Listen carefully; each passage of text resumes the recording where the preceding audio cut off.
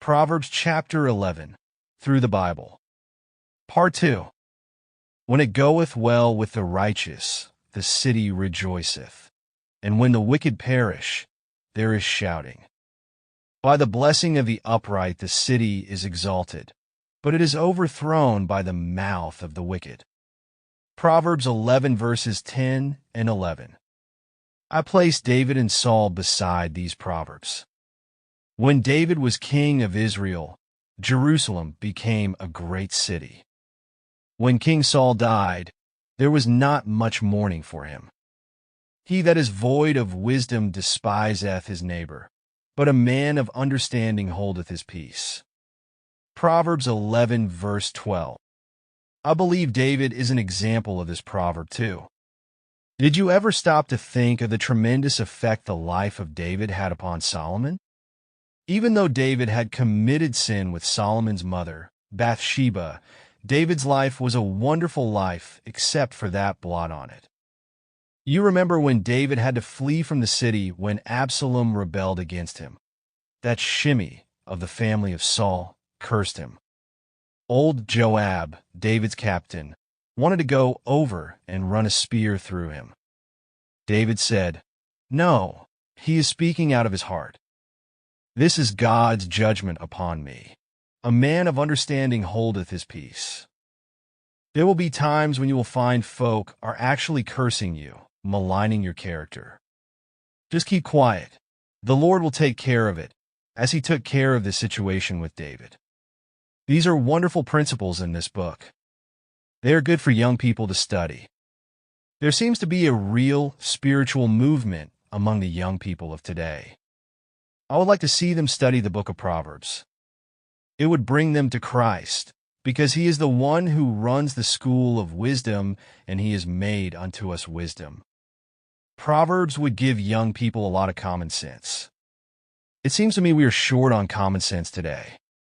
We seem to have a lot of high IQs and a lot of low common sense quotients.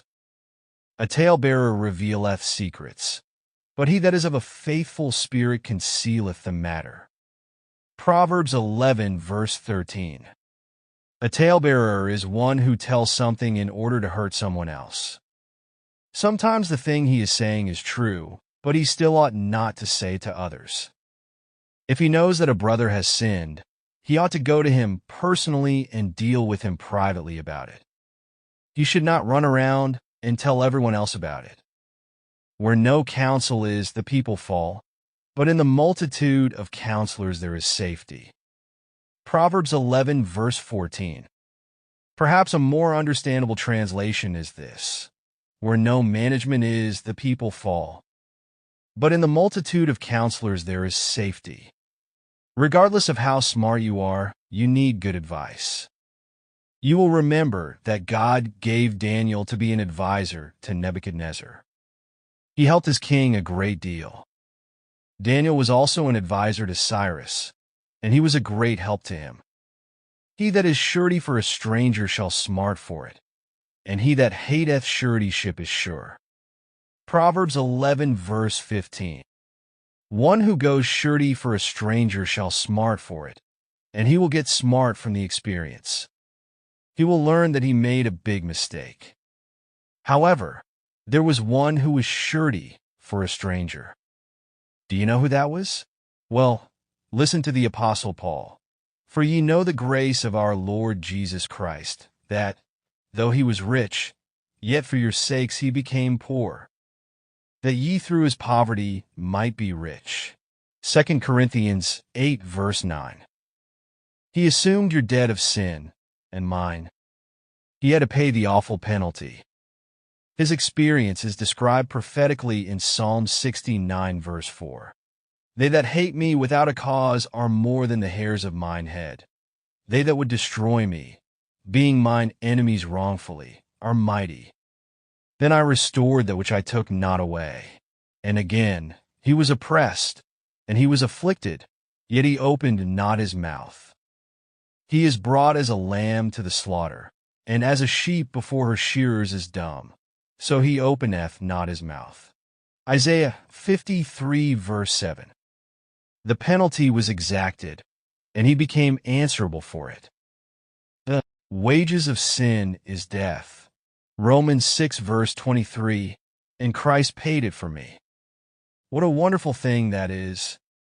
Dr. H. A. Ironside in Notes on the Book of Proverbs, page 121 wrote, "He bore on the tree the sentence for me, and now both the surety and sinner are free.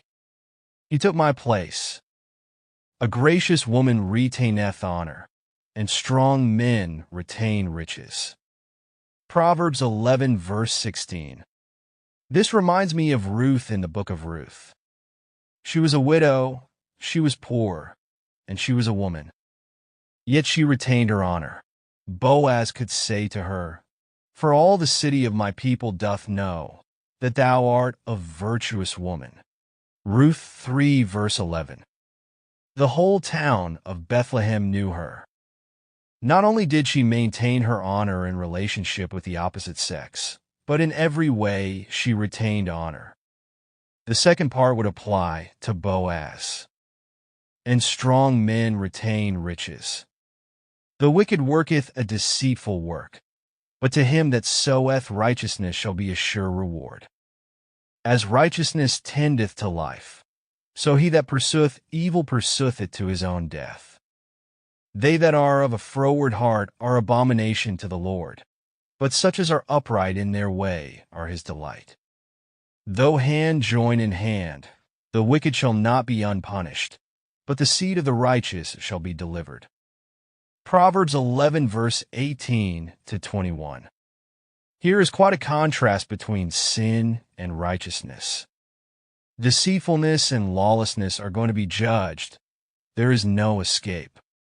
And the righteousness which a believer has is the righteousness of Christ. Because we have that, we will not come into judgment, but will pass from death unto life. John 5 verse 24.